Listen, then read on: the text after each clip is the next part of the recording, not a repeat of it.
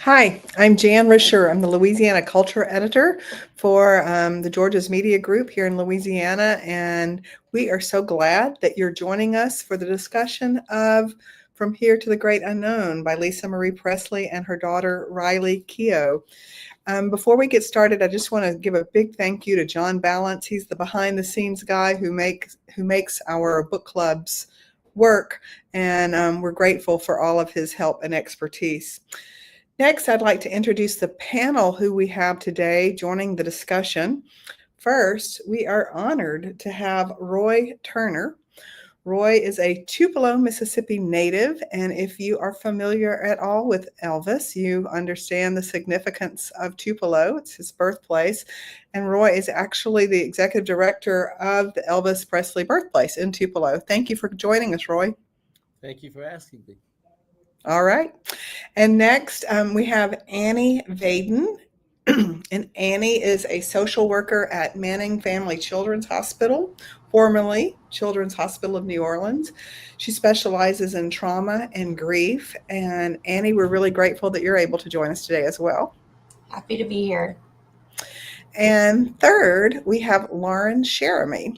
And Lauren is the features coordinator here at the Advocate in Baton Rouge.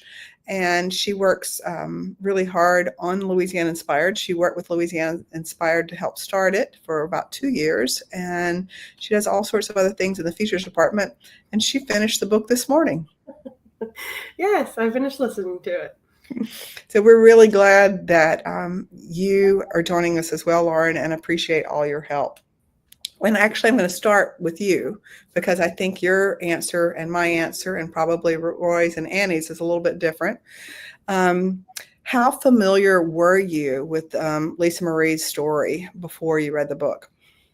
I was not really at all. I was familiar with the fact that she was a figure like in pop culture and society, and obviously that she was Elvis's daughter, but in terms of the details of her life and all that she had went through, not familiar at all. So it was very interesting to listen to her. Well, what about you, Annie? Yeah, I think kind of similar to Lauren, I was familiar with Lisa Marie from the headlines. I think in particular from my childhood, I remember that awkward kiss with Michael Jackson at the MTV Movie Awards, and familiar with her daughter, Riley, just from seeing her in some of her films and seeing her as a talented actor. But I learned a lot from this book. I found it fascinating. All right. Now let's go to Roy, who I think will be a very sharp contrast because, like Roy, I too grew up in Mississippi, and I mean, I felt like these people were my people, but in fact, they really are your people. I mean, you have struck up kin with the Presleys. So, Roy, I mean, how familiar were you with this story? Well, I grew up in the shadow of Elvis, and he's always been part of our story, as has Lisa Marie. So I probably knew more about her than you guys, but I didn't know about a lot of the sorrow in her life. Yeah, I think that when you and I were talking earlier, Roy, just about her relationship with her mother, that was a shock to me. And you made a really interesting observation about photographs of Lisa and Priscilla. Do you remember what you told me? Yes, I had not really noticed it before until listening to the book. She's very sad in every photograph with her mother, which is odd. And it's also very telling. And I'm surprised I'd never really picked up on it before. But it does seem that, ironically, like her father, whose life took a drastic turn when he was 22 and lost, I think life did the same thing at the early age of 9 when she lost her father. Yeah, and it was sad from there. I mean, there was a definite shadow of sadness over the rest of her life. And because a lot of people probably aren't as familiar with Elvis's birthplace, Roy, could you tell us a little bit about it? Sure. course, he was born in Tupelo. He lived here for almost 14 years.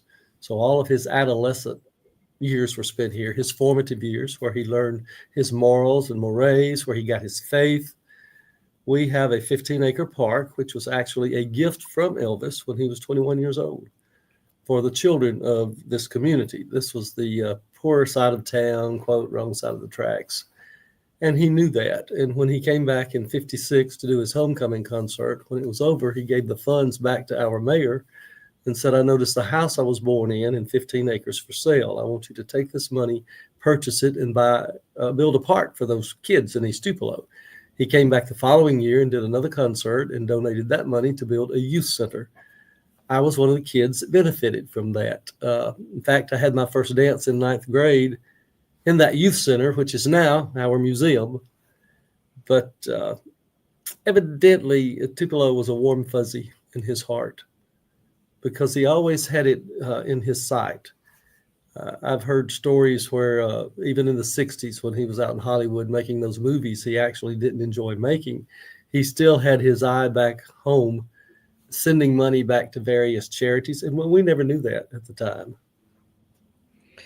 And apparently that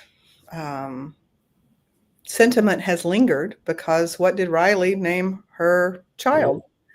Named her Tupelo. And I was very amazed. Last year she gave the interview for Vogue, and the interviewer asked something along the lines of, it must be very surreal going back to your grandfather's home, which you were never there when he was there, and yada, yada. And her response was, no, that's our home. We would spend our holidays there. And after closing hours, we would bring his cooks in when they were still alive to cook the meals that he enjoyed, turnip greens, cornbread. And I thought, my God, this girl eats Southern. So I think that Riley, and if you have, if you've read the book, you understand that it is an unusual format. It is in 2 voices. They've got all these tapes from Lisa Marie, which I always called her Lisa Marie. In the book, they call her Lisa. And then Riley was able to fill in the gaps. So I thought that was just a marvelous structure for the book. And one thing that I learned recently is, and I have the book here, the little dots, they look like dots there that are between the voices. I didn't realize this, but those are actually the matching tattoos that Lisa Marie and her son Ben got. And Riley decided to use those to denote the change in voice. So I thought that was a fascinating thing. I didn't know that.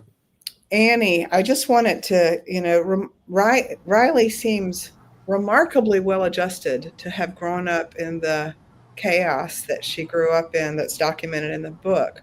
What is your take on that, and just the way that grief passed from generation to generation? So I think that what Lisa Marie did an amazing job of was to create this connection with Elvis, even though he had passed away long before Riley was born, and pretty early into Lisa's childhood. So Roy talking about how Riley commented on that was their family home, that they would have all the food that Elvis had cooked when he was alive. That's a beautiful way to create legacy for him, in a way that the world did not. He has his legacy with the world, but this was special to their family. And I think what Lisa learned to do somehow on her own, through her own strength, because it does not seem like her mother, Priscilla, was, very attentive to Lisa's grief and losing her father.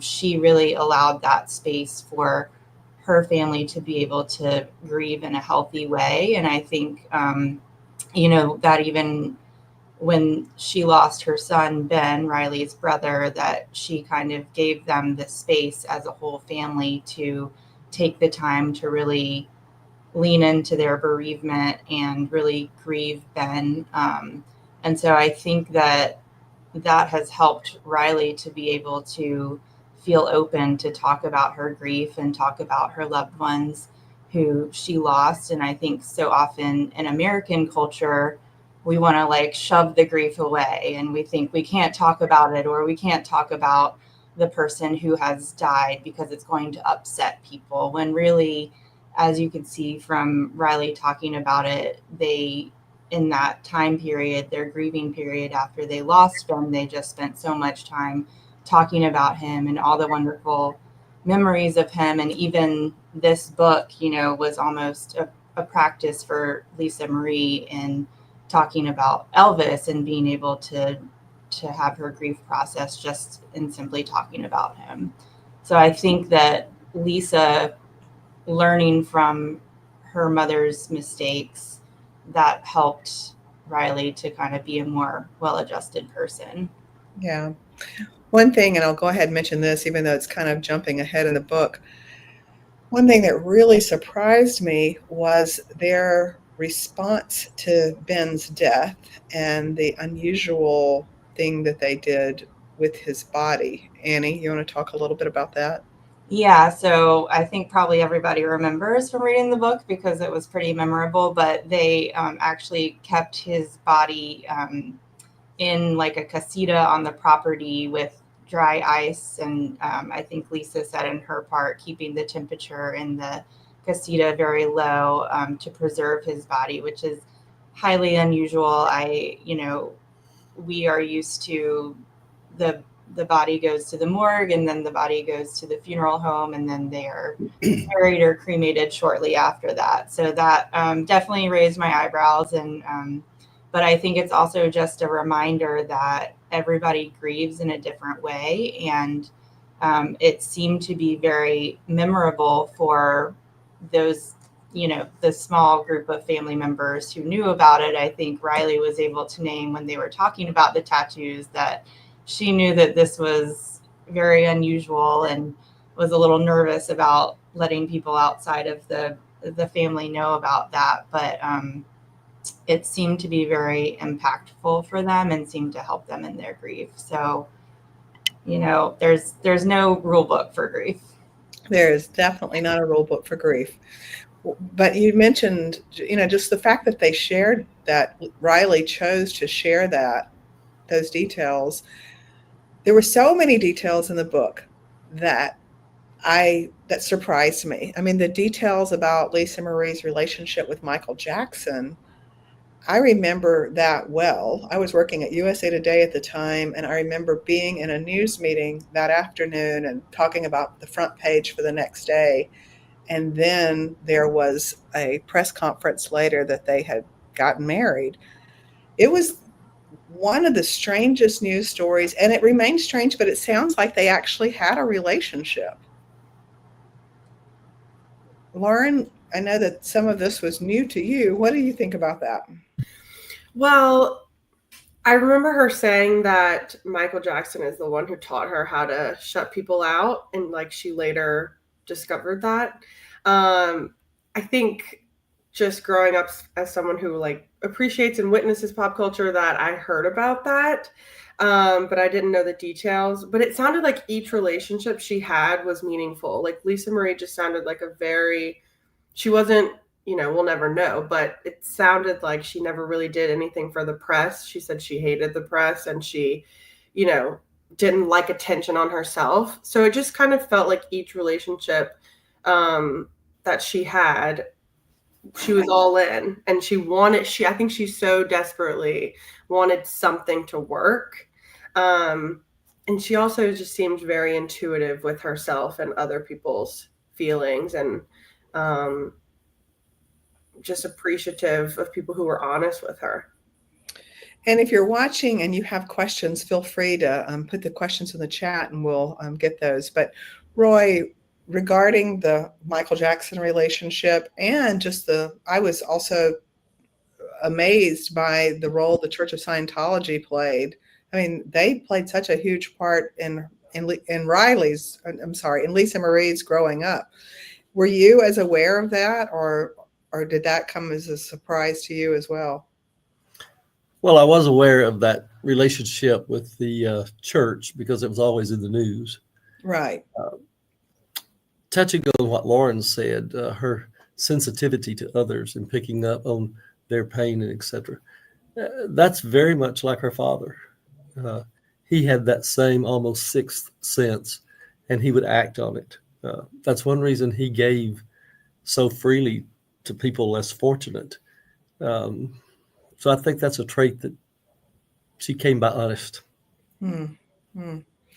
Roy, in terms when she was talking about what it was like growing up at Graceland when she was before her dad died, with the wrecking of the golf carts and all of that, I was like, as a mom, I was like, somebody do something, get some discipline here. What were your thoughts?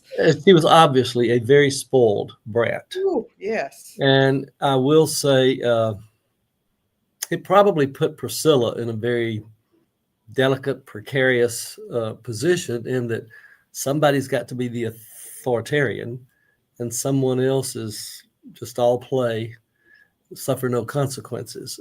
That had to put a strain on Priscilla and Elvis's relationship and how their daughter was being raised. But evidently, it just worked great for Lisa Marie. I mean, she absolutely did rule the roost. And the few people I've had an opportunity to talk to who were there, some of whom were her age, they'll tell you just how ruthless she was. You know, she cracked the whip for an 8, 9-year-old. Like what? Well, you know, she would tell some of the people if they got on to her, "You're fired." And of course, Elvis would hire them back. But, you know, that had to be intimidating for the workers for this child to just rule you around. And they all evidently took it with a very good upper stiff lip. Of course, they all needed their jobs, I'm sure. Well, the cast of characters who were there, that was an interesting thing as well, with all the cousins and then the stepbrothers and all of that. And there were others living on the grounds. You know, one of his nurses, Tish Henley, she had her family up in a trailer in the back of Graceland, and her children grew up with Lisa Marie playing, as did some of the other workers, which gave her as normal. I would say her time in Memphis was as much akin to a normal childhood as she probably got anywhere else. I doubt in California, and I wasn't there, so I don't know, but my doubts are that it was quite as normal on the West Coast as it was in Memphis. Other than the part where she could fire adults. Yes, right.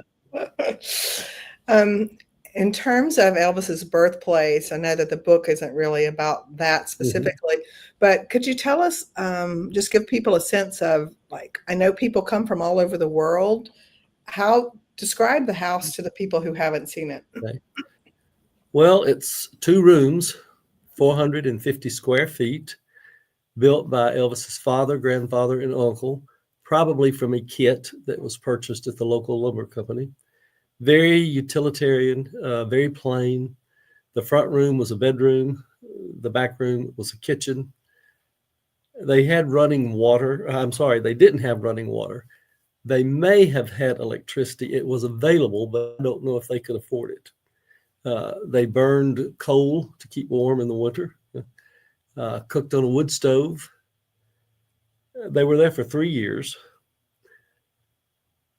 But evidently some of his fondest memories were there. And I do know as in early ages of 2 and 3 years old, you do have childhood memories that stick. I have a very vivid one when I was either 1 or 2 of our house burning. And we went next door to my grandparents. And all my life, I've had this vision of my grandmother holding me in her arms at the window, watching our house burn and me laughing at the flames. That has always just been embedded in my psyche. So I know I didn't dream it. Elvis would come back frequently. In fact, Priscilla toured the birthplace about 10 years ago. And she said during their marriage, they came roughly 5 times. About 2 o'clock in the afternoon, Elvis would wake up, come downstairs and say, "Hey, let's go to Tupelo." And they would just ride around looking at all the sights from his childhood, where he was born, where he went to school, where he got his first guitar, where he used to swim, just reliving his childhood. And for him to do that, it must have been special memories. But there again, like I said earlier, his childhood memories were Tupelo. He's 2 months shy of his 14th birthday when he moves to Memphis. So those are his teenage years. And I'm sure his life changed for the better and for the worse when you're changing your surroundings so drastically. And I know that you have, you genuinely do have common relatives with Elvis. Is that right? Oh, yeah, but they're way up the line. My closest would be my youngest daughter is married to a fourth cousin of his. Okay, there you go. But up the line, we share, I think it's maybe his third great grandfather and my fourth great grandfather are the same man. Oh. But I never knew of any connection growing up. I just knew about this guy from Tupelo who gave all of us children in Tupelo, or at least some of us, I think especially on the east side of town, this sense that, Elvis came from basically nothing and did some great things. So that possibility is there for all of us. I think we got that from him, whether it was conscious or subconscious. Wow.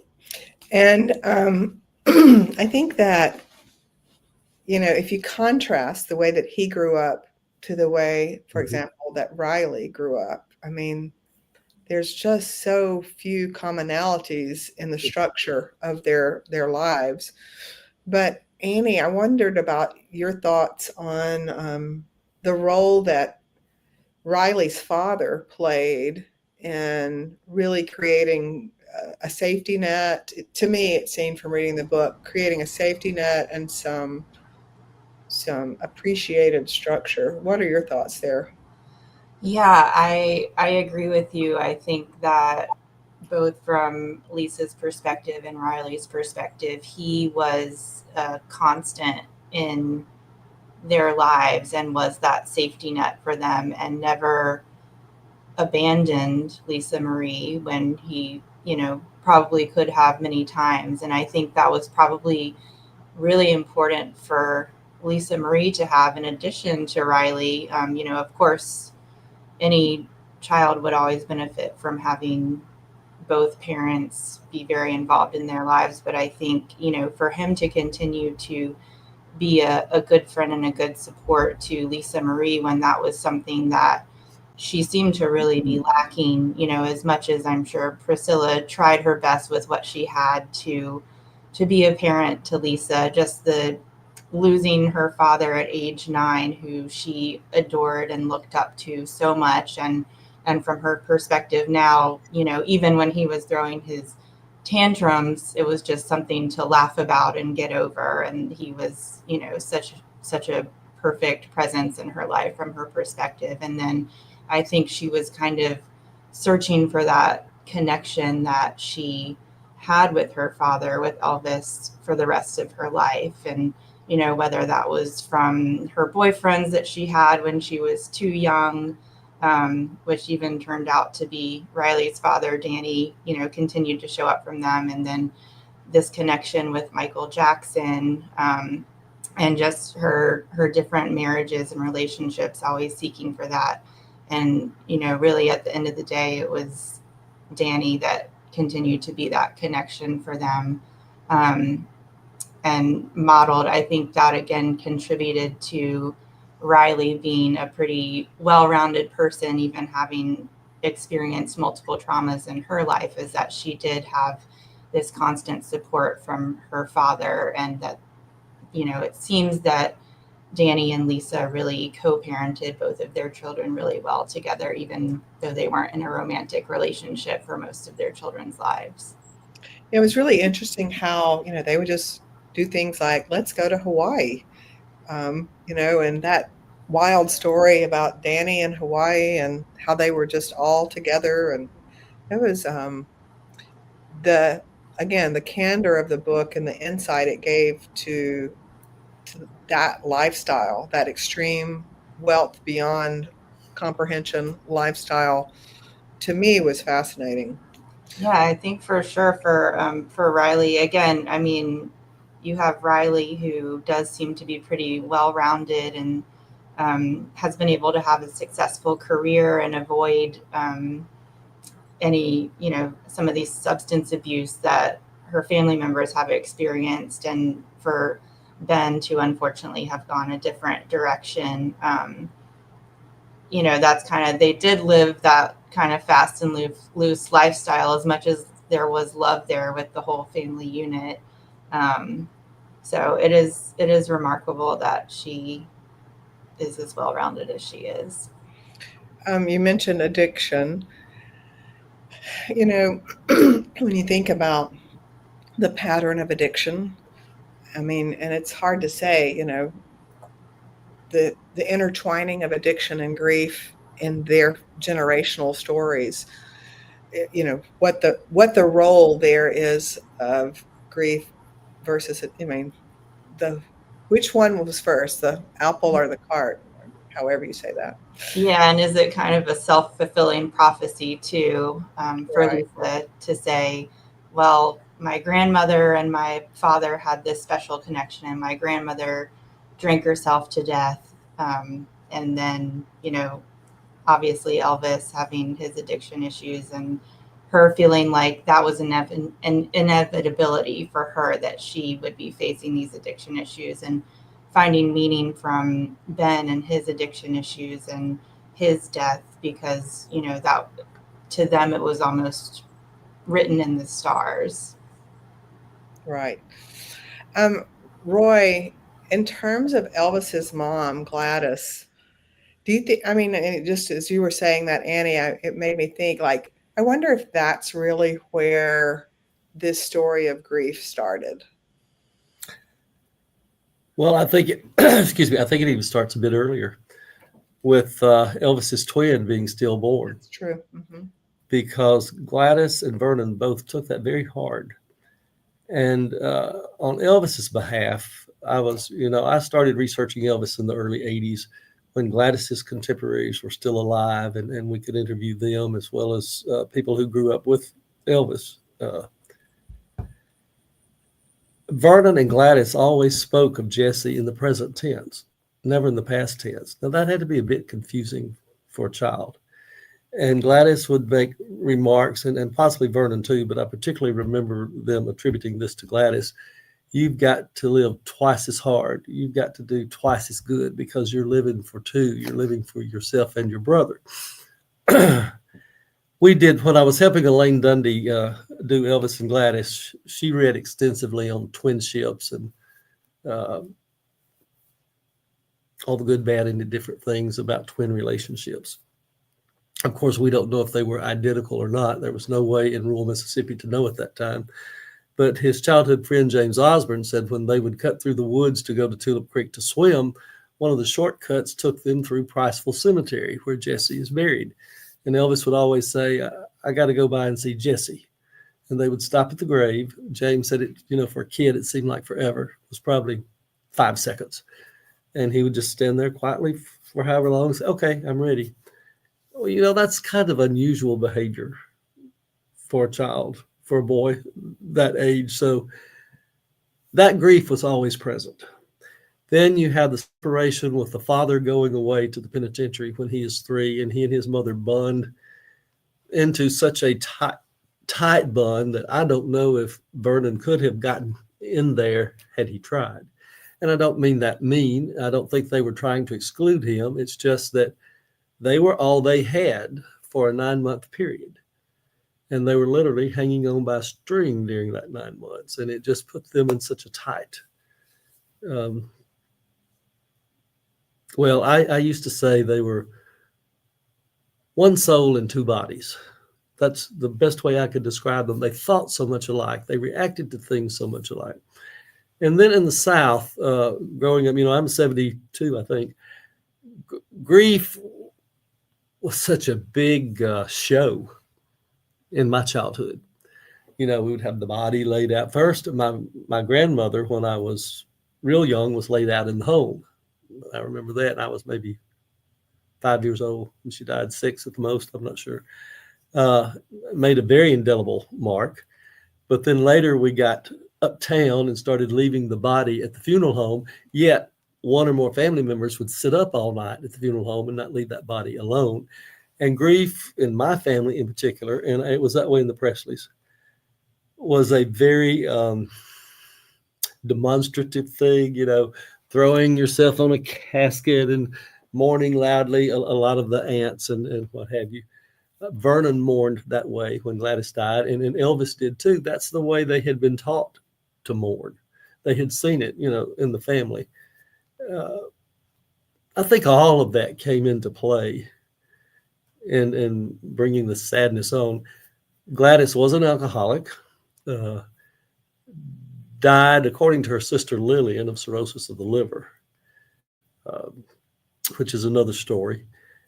But I once said, because I come from a highly addictive family, I joke, all my cousins, which I'm one of 42 grandkids, believe it or not. There's only about 11 of us left now, but I jokingly say all my first cousins either became alcoholics or Church of Christ preachers, and I became neither, so I really don't know what that makes me.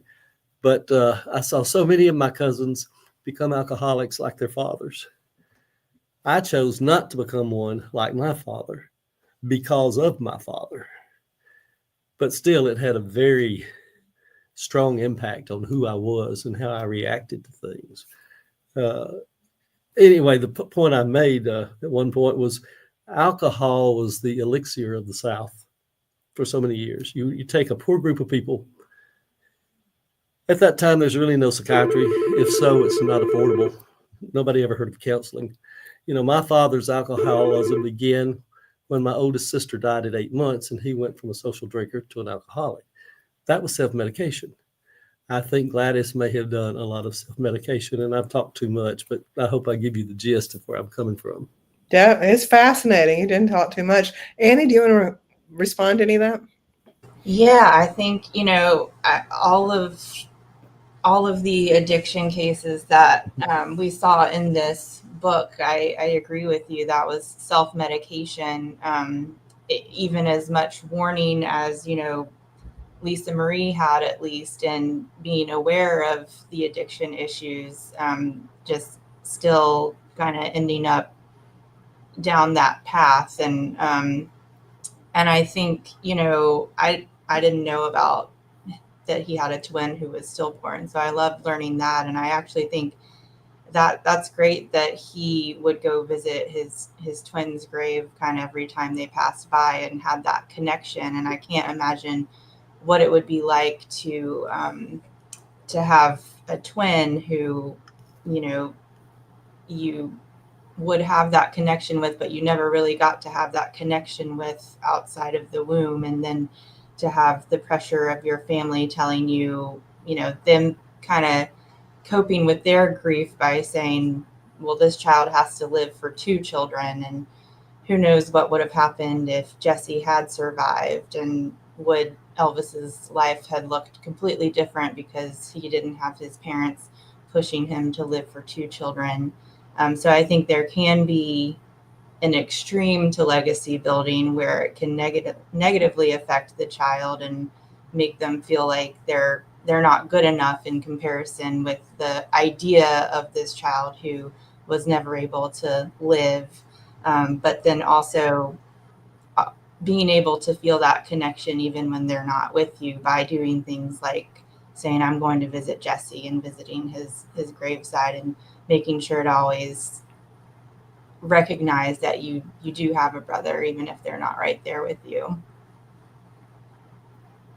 Roy, what kind of work did Gladys and Vernon do? Vernon did carpentry. He also drove delivery trucks.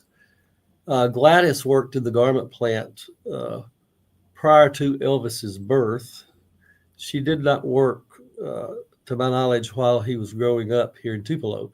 But then after they moved to Memphis, she becomes employed as a nurse's aide in the hospital. But Vernon basically would drive delivery trucks, or he did carpentry work. And in terms of, I've read this before, but I'd love to hear it from you. Tell us about Elvis buying his first guitar in Tupelo. Oh, yeah. It was his 11th birthday, and he goes into Tupelo Hardware with his mother with the intention of buying a rifle, which she was very much against. And with the help of Mr. Bobo, the clerk in there, who also was a neighbor of theirs out in the East Tupelo community, convinced him to pick up the guitar, look at it, strum it, which he didn't know how to play at that time, convinced him to go with the guitar instead. And, we like to say he went into Tupelo Hardware to buy a rifle and walked out with the guitar that changed the face of not only American music, but world music. He goes directly to his pastor, Brother Frank Smith, who teaches him 3 chords, and I never can remember what they are. They're like A, G, and maybe C. And Brother Frank says, if you learn these 3 chords, you can play anything. Well, then he goes to Mississippi Slim, who is a local radio personality, kind of a poor man's Hank Williams, who is also the older brother of his childhood friend James Osborne, who he's stopping at Jesse's grave with. And Slim teaches us some more chords. And he takes it and runs with it from there. He's playing, his repertoire in Tupelo consists of 3 songs. Oh Ship, which is very maudlin. A little ditty that went something like, there's a leaf on the limb, and there's a leaf on the limb, and the limb on the trunk, and the trunk in the hole, and the hole in the ground, the green grass grew all around, a little ditty. And the other one was God Bless My Daddy, which was this boy praying to God to keep his father safe during World War II. So it and Oh Shep, which is about a boy that has to kill his dog, are very maudlin. But he literally wore those songs out in Tupelo to the point the kids were saying, oh, God, here he comes. Let's go the other direction. But, he was very determined at an early age. And he says this, when he's elected one of the outstanding young men of the JCs in Memphis, he knew at a very early age that it would be a song that would get him through. And I think he did. So I didn't know he was elected one of the outstanding young men by the JCs. How old was he when that happened? Well, say that's early 70s, maybe 72 off the top of my head. Already super successful. Yes. Okay. I thought it may have been, in high school. Roy, as Alana Nash, who is a biographer, she was going to be with us today. She couldn't be with us, so we miss you, Alana. But whenever I told her that you were going to be a part of the panel, she said, well, that's like having 2 or 3 people. And I understand what she meant. But do you have a favorite Elvis story? Oh, gee. Well, I do. Because when he's 5 years old, he enters the talent show at the local fair.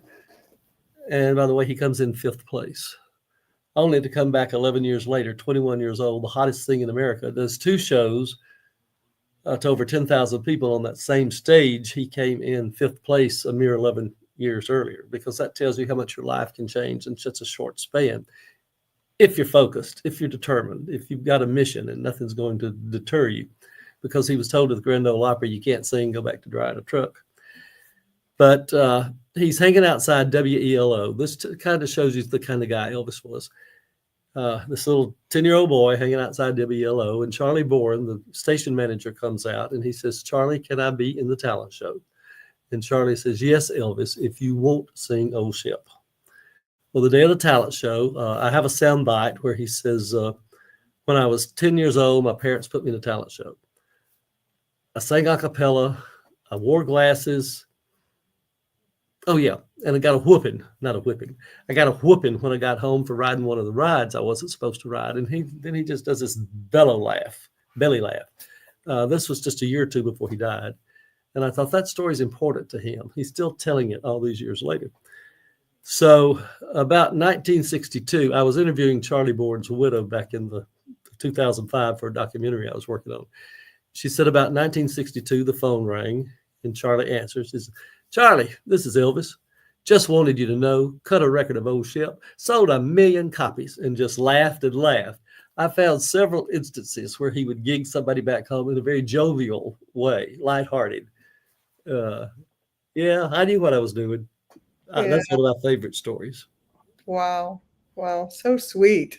I mean, it's like, there's just such tenderness with so much of those moments of him. And then when you look at those early pictures of him, I actually was in Graceland last year. My mom lives in Olive Branch, Annie, Lauren, and the rest of y'all excuse us for a moment while we play what we call the Mississippi game. And by the way, my aunt's sister was a tour guide at the birthplace for years and years. So she's from Ecru. Oh, yeah. You know where Ecru I is? know that group. But when we were at Graceland last summer, there's so many pictures of him just young and just so healthy. And then in sharp contrast to what happened. It really is sad. My favorite Elvis era is the 50s, or prior to going into the Army. He's young. He's got this raw talent, totally untrained. It's just going with the flow, what he feels. He has nothing but promise and hope ahead. He has no idea of the sorrows that lie ahead. It's my favorite Elvis time. Mm-hmm. It was because it's hope. Right. And he still represents hope. Oh, yes. Mm-hmm. So, question for this book, on a scale of 1 to 10, Annie, what would you give this book and why? I would say it was a solid 8. I think I really liked the style of having kind of the raw footage, not footage, but the words straight out of Lisa Marie's mouth, and then kind of have Riley come in to do further explanation or give her perspective when needed. It made me laugh when they were talking about how she had met Riley's father, and then Riley would chime in and kind of saying, well, this is my dad's perspective, and it was different from Lisa's. And just, I think, like you touched on, just the candidness of how both of them shared so much. I think the only reason I would have given it an 8 instead of a 9 or a 10 is just, that Lisa unfortunately passed away before they could really finish it together. And so I think there's some things that are left unanswered, but I think it was a really insightful and fascinating read for me. Yeah. Lauren, what about you? I agree. I don't really know what I would change about it. I enjoyed it a lot. I thought there was a lot of chasing in this book, in terms of, I felt like, especially Lisa Marie, always chasing, like, whether it be her love from her father or answers about her father, and then that kind of got passed down. And I thought it was interesting. You think people with fame and money and endless resources, that they're satisfied. But it was the complete opposite. I felt like Lisa Marie was constantly chasing happiness, or just to be okay. And so what would you give it on a scale of 1? I think I also 8.59. 8.59. All right. I enjoyed it a lot, especially listening to it. Highly recommend. Yeah. And Roy, what about you? You've probably read so many books about Elvis. Before anybody had answered, as soon as you asked that question, I came up with an 8. So we must all be on the same page. Mm-hmm. I've read a lot of biographies and autobiographies, and I don't know of an autobiography that's ever, a person has ever bared themselves so naked as Lisa Marie does in this book. That took a lot of guts. I also think it was probably extremely cathartic for her, and that was probably the impetus behind the whole thing. But that, as much as it probably helped address her pain, it was probably very painful. And I admire her for doing that, because, especially when she talks about the abuse. I forget, was it sexual or physical or what? But that's hard stuff to deal with, and to deal with so publicly. And I think she did it as much to help others as herself, because after Ben died, she was having these sessions in her home, inviting others in who had lost a child under similar circumstances, trying to help them get through. Right. It showed a very compassionate side of her that impressed me. And also for Riley's courage. I mean, listening to that so short after her mom had passed. I don't know how she did it. Yeah. I mean, I watched Riley in Daisy Jones and the Six. and was impressed with her, just her performance and her voice. But after listening and reading this book, I did both. I don't know if I said this earlier, but Julia Roberts narrates the voice. If you haven't listened to it, Julia Roberts narrates the voice of Lisa Marie, and then sometimes they have little clips of Lisa Marie's actual tapes in the audio. So it's super interesting. But I'm impressed with Riley Keough, and I just pray that she's able to stay on this path. Amen. You know, so I think she's certainly the person to take the helm of the Presley legacy so right. far. From what she has shown so far, I think she's doing a wonderful job. And my understanding, I'm sure, Roy, you know more details about this, but there was some legal something about Graceland, but she and her younger twin sisters now have ownership. Is that correct? That's correct. That was a fraud, a lady who has been known for pulling off fraudulent things for years. And why in the world she thought she could pull that one off, God only knows. Yeah. But well, thank you all so much. Go ahead, Roy. I'm sorry. I just think people are people. They'll try anything. That is true. That is true. Thank you for having us. Well, thank you. I could sit and chat with you. This is a book to me that is just worth talking about. And it's a book that after I finished it, I really wanted people I loved to read it so that we could talk about it. Did you have that feeling, Annie? Yeah, I was not expecting it, but there was a lot to unpack with the generational grief and trauma too. And so I feel like I was really just reading about human beings instead of reading about these legends and, you know, what you see in the headlines. And so I'm definitely, you know, I need to go listen to the audiobook because I read it. And clearly, you know, I need to go listen to it, and then I'm going to recommend it to everybody that I know. It's a quick read or listen. It's only, I think, about 6 or 7 hours to listen to it, and took me about, not very long to read, because you can read a lot faster than you can listen to. So at this point, I will announce our next book. We do this once a quarter, and our next book is James. It's a reimagining of the story of Huckleberry Finn, and from Jim's perspective. And it's gotten all sorts of great press. A lot of people have probably already read it, but we will be discussing this book in June, and that gives you plenty of time to read it. We hope that you'll join us. And I don't know how on God's green earth I will find a panel to be as insightful and provide the kind of food for thought that you guys have, but I really am grateful that y'all were here. And I hope that, reading in a community is good for us. There is, an epidemic of loneliness, and to find things to read and think about and talk about with other people is a healthy thing to do. So join us to read James, and I'm so grateful, Roy and Annie and Lauren, for y'all joining us today. Thank you. Thank you. Bye-bye.